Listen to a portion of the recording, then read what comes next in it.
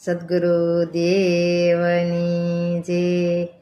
ગણેશ તમે લાડુ ખાવા આવતા રેજો રે, આ ઘર છે મારું કૈલાસ જેવું ગમશે તમને રે, ગણેશ તમે લાડુ ખાવા આવતા રેજો રે, આ ઘર છે મારું કૈલાસ જેવું ગમશે તમને રે,